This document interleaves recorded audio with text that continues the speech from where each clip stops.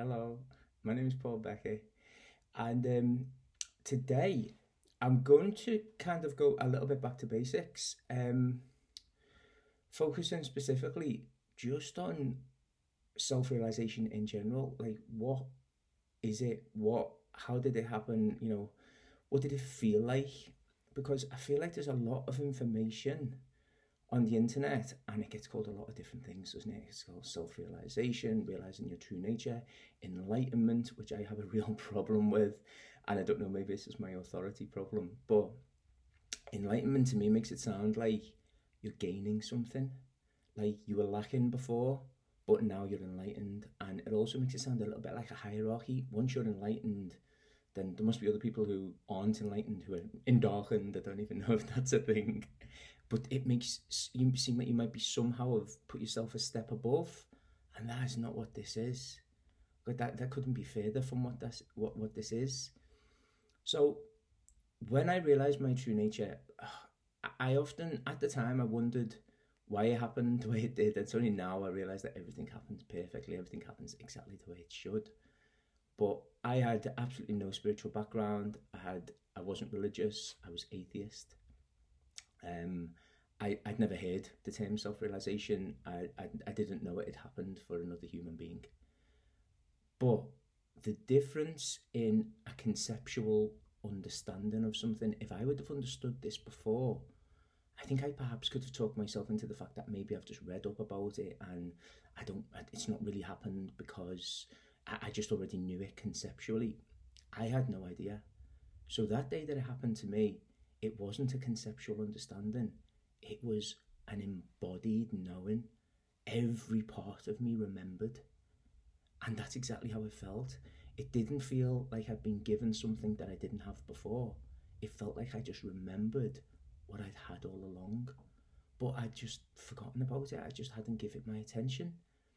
So it was an embodied knowing, and that can't be argued with. A conceptual understanding can be debated. It can be like, oh well, is it this or is it that? There's perspectives, there's points of view, there's all the politics that could come into it with that.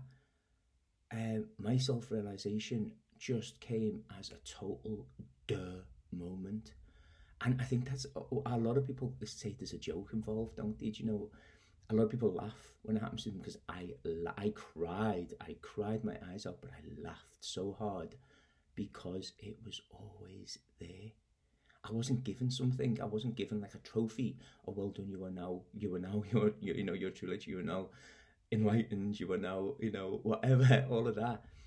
I took something off.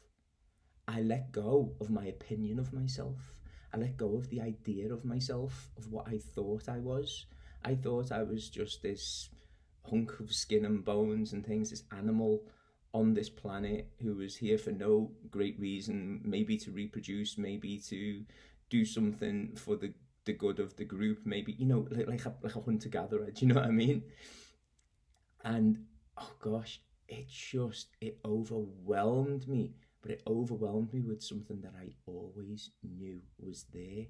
I always knew it was there. It was always in the corner of my eye, but I just didn't pay attention. And so that's why it was so funny. That's why it was so funny, because I didn't gain a single thing that day. All I gained was a clarity on the things that I wasn't using, I wasn't looking at, I wasn't embodying, and it was always me. It was always me. So that's how I know, when I get questions, like people email me from seeing these videos, things like that, and they're like, but how will I know? And it's like, you will know. Because the knowing isn't conceptual. It isn't a mind knowing. It isn't up for debate. It isn't a maybe it's this, maybe it's that. It is just every cell of your body sings at the same time. That is the truth. That's how it felt. That's how it felt. And then it came soon after with the, gosh, you've always known this. How funny is this? So you can read all the books you like in the world. You can follow every single guru. And if that brings you, if that heartens you, if that makes you feel joy, then do it. My gosh, do it. But please don't feel like you have to, because Mr. Spiritual Dumbass over here did nothing. believed in nothing, didn't meditate, didn't read books, didn't watch videos, had not heard of it before. And all I had to do was a switch flicked in me. So two weeks before, I had a Kundalini awakening, and I didn't have words for that either, because I didn't know what it was. I just knew something weird had happened, and I assumed something weird had happened in my body, because it felt very in me. I think that was somehow an energy upgrade, which meant that I was able to realize my true nature with absolutely zero background, zero even.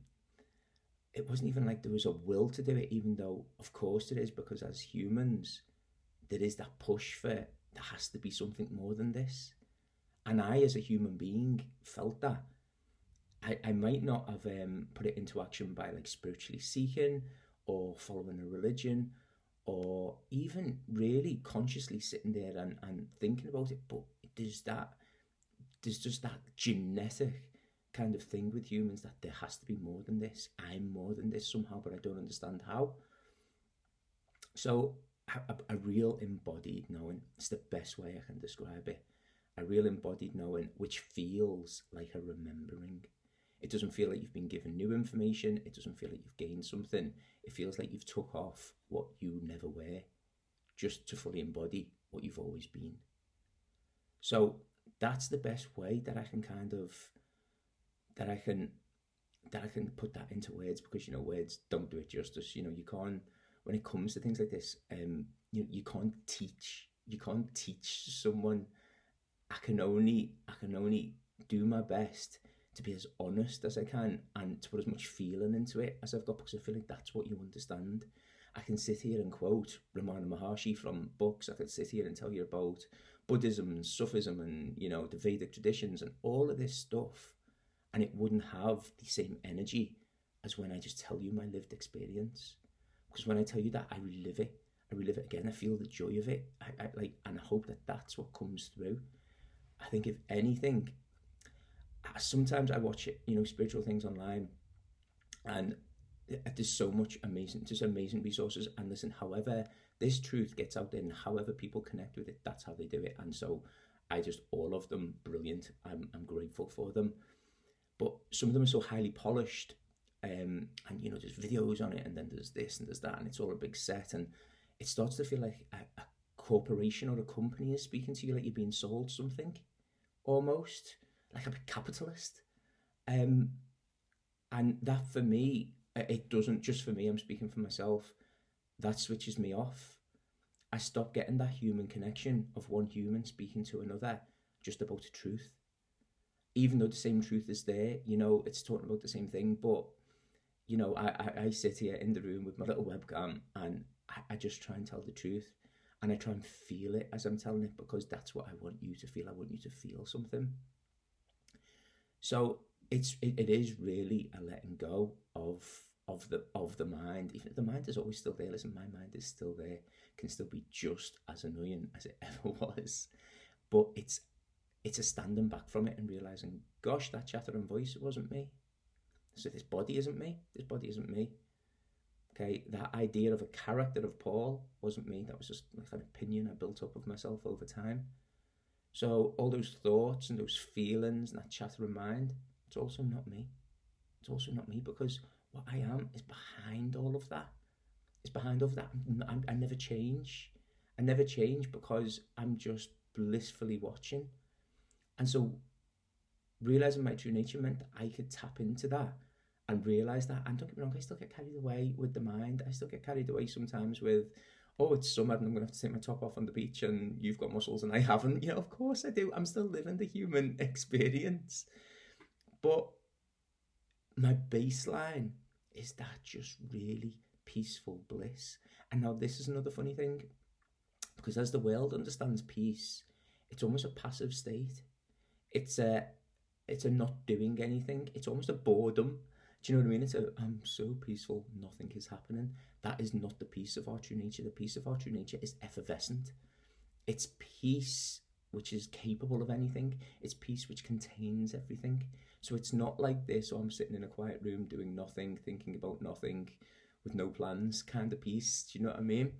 It's how effervescent is the best way I can put it. It's sparkling, it's alive, it's buzzing with energy, it's buzzing with life. But the peaceful kind of thing comes of it when you realise that there's nothing to be done. There's nothing for me to gain. There's nothing. Everything is available to me, but everything is also me. So that's where the sense of peace comes in. I am everything. Everything is me. There's nothing for me to do. There's nothing, so it's this lively, alive, buzzing feeling, but which also paradoxically turns into a peaceful feeling because you've got it all and you always had it all. You just pretended that you didn't. You put limits on yourself. And this is a funny thing because the world at the minute is like, you can, be joyful, everyone's searching peace, self-care, look after yourself, follow your bliss, but put reasonable limits on it. Do you know what I mean? Don't ask for too much. Everything is, be reasonable, be sensible, be all of these things, because you can't have everything. Of course you can. You are everything. So this peaceful, this effervescent peace is like more. What can I give to you? What can I give to you? What can I give to you? And so when you're in that flow of just feeling this abundance, this what can I give? What can I give? You realise that you need nothing. So that's another paradox. That's another joke in it. It's kind of like, I don't even feel like I need to ask for anything because I have it all. And I always did. But it's kind of like, if we've got a spectrum of how the world is and how our true nature is as this untamed, this boundless, there's no structure there, it's completely free flowing, it's completely organic. So in that way you could feel like it's a bit like a chaos, but not the way the world would think of a chaos. Because when we come down to the other end of the way the world is, it's strict, it's regulated, it's rules and regulations. There's a law for this and there's a rule for that, and everything is, be reasonable, be sensible, be logical. Our true nature is none of those things. But it's once you feel that oneness with everything, you don't need a law to keep you in line, because I could never hate something. I could only ever want the best for every person I come across, because I know you're me. I feel the oneness with you.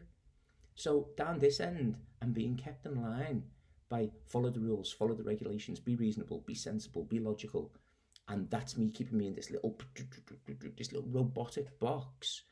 Up this end of the scale, I'm free flow. I'm like, I can have anything. And I'm not being selfish by asking for more, because it's all for me. There's no limit. By me being given everything, somebody else doesn't lack, because there's enough for everybody. It's not, I get this, so you mustn't have it. Or if you have that, then I can't have that, because it's a scales, it's a transaction. No, it's just a boundless giving. So when you go up this end, you're thinking, well, surely we need logic. Surely we need to be sensible. Surely we need to put these reasonable limitations on ourselves, as the world would tell us. See, when you stop doing that, everything falls into place so naturally that you would never take more than you needed, because you don't need. You're given, it's there. Of course, laws and rules and regulations are there to protect us and things like that. Once you're from this way of being, living from the heart like that, living from just this feeling of unity, this, the laws down here, don't rob, don't steal, don't, all of these things, don't, really good. When you're living from the law of the heart, like, love is the law. Love is the law. And when I obey love is the law, I could never hurt somebody. I could never go my way. I could never do anything which didn't save somebody else. I could, because I just feel the oneness of everything. The Lord is one. The Lord is one. There is nothing else but this. So, feeling that, I'm naturally looking out for the best interests of the people around me, but also knowing that I can have anything that I want. It's not, I put myself in this passive role of service. What can I do for you? It's like, I can have it all. I have it all. I have it all. I do not feel like I'm lacking, so what can I give to you? So the world's reasoning, and then just this embodied knowing, and I'm sure there's a million different points down that spectrum, do you know what I mean? But up here, it's just a free-flowing, loving oneness. It needs no structure. It knows no structure because it's boundless. It's boundless, and we don't. It doesn't need to be kind of, held over by rules, regulations, and laws, because once you realize that one true law, the law of love, the law of one, you could, there's not a way that you would hurt another person. There's not, consciously, we live in a world where people's feelings get hurt all the time, or by me prioritizing something that I want to do, somebody else can have their nose put out of joint and all of that. But you realize that I'm not responsible for your growth. I love you, and I'm here to help, and I'm here to serve, but you are responsible for your own growth, and I'm responsible for mine. And that doesn't mean like Lord of the Jungle, dog eat dog, like, oh, I'm leaving you to it. But it means that, like, as another adult, you're allowed to be disappointed. As another adult, you're allowed to feel any type of way that you want. But if I only had good intentions, if I only told the truth to you, and you, however you perceived that, and that made you feel some kind of way, that is on you. And so that feels almost paradoxical. Like, I'm like, I'm saying the Lord is one. I'm saying the Lord is love, but then, oh, it's on you. But do you understand? For me to take away your chances of growth, it wouldn't be love. It wouldn't be free will. That's all on you. That's why I can't teach you anything. I can only tell you my experience and point to things and give you little nudges, because I'm sure that this flower opens in a completely different way for all of us, but it's essentially the same. But it will show itself to you in the way that you need to see it. It's highly personal in that way. That's how it happened with me. Mine was not the same as other people that this has happened to. I've spoken to lots of people online. Obviously I've read things, and my story is not the same as anybody's, but the one connecting thing is it brings us back to love. It brings us back to this unity. It brings us back to this knowing of oneness, and in however it does it, because it's infinitely creative. Why would it happen the same for all of us? That would be boring. Do you know what I mean? We've all got our own different hang-ups, our own different conditioning to one degree or another. So this will show itself to you in a way that undoes your conditioning, your craziness, your hang-ups, your anxieties perfectly, and that will be completely tailored to what you need. And what you need might have been completely different to what I needed in order to see that and accept it and be able to just let myself be it. Another funny thing which makes me laugh quite a lot, I've been speaking about this with one of my friends lately, is some people think that this is the end. When this happens for you, that's the end. You've reached the end. You've reached the goal. Enlightenment. They go, I'm enlightened now. That's the end. I'm just now waiting for what? No. It's the beginning. I hate to tell you this, but it's the beginning. It's the beginning. This happens for you. And that saying born again must have come from this, because that's what it feels like. You're all of a sudden a baby and you're relearning how to be. You're really relearning how to be, and I get things wrong all the time. I fall back into Paulisms and Paul's conditioning and world thinking all the time, but I catch it. I don't run with it anymore, because it feels so wrong. It feels so alien to me that when I find myself falling back into one of those little like mental thought patterns, I'm thinking, why does the world feel cold? Why have I got the ick? And I'm like, I know what it is. I'm doing that thing. And then once I see it, it's easy for me to go, okay, I don't need to do that. But this is very much a beginning. I don't think we ever stop evolving. I don't know what's for us after this experience, and the journey back to ourselves. I think it's a constant evolution. Listen, I don't know. What do I know? But this is not a finish line at all. So if you're a spiritual seeker and you're thinking, once this happens for me, it's like, oh, thank God, don't need to think about that ever again. sorry to break it to you, but you're relearning how to be from the heart. You're relearning how to be in relationship. You're learning how to give, how to receive in a healthy way. There's just a lot more. So, I'm really sorry to break that to you, but This is just the beginning. It is by no means an end point.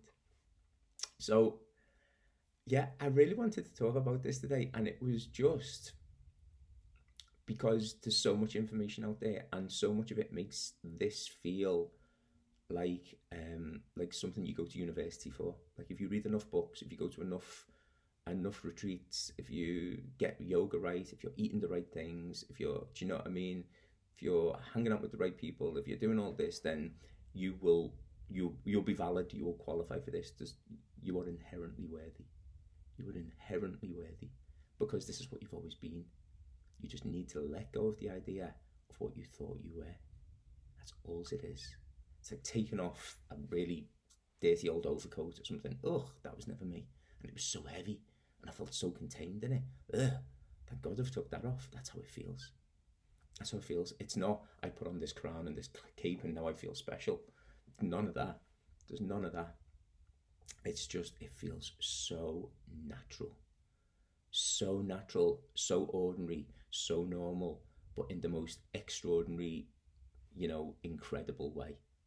So I don't know. I don't know whether that's been of any help. I hope it has. I hope it has, because I hope that by you listening to these words, by you feeling just I know this sounds strange because I'm sitting in my living room looking at a laptop screen and saying I love you, not knowing that anybody's even going to watch this, but I feel it. I really feel it. I really feel it. So I hope that you feel that too, and I hope that just hearing my really plain, honest words, I'm not speaking in a language that I heard a lot of spiritual people speaking in, which again, for me, could be alienating, could make me feel like I haven't done the homework. I'm not worthy of this because I don't speak using these words. That words I speak in the common language, common tongue that I've always spoken, and I hope that resonates with you, whoever's out there listening to this, that this is for you because it's what you are already. It's just what you are already. And when you're ready to put down your heavy shop and take off that dirty old overcoat, you will do it, because everything is perfect. Nothing happens by coincidence. Nothing happens by chance. Nothing like that. So everything is perfect. When it's your time for this, it will happen for you. But you can say, I want it now. You can make that decision. You can make that decision right now. I want it now. I want it now. Okay? So have a little think about it. Don't know. I hope it meant something to you. And I love you. Bye.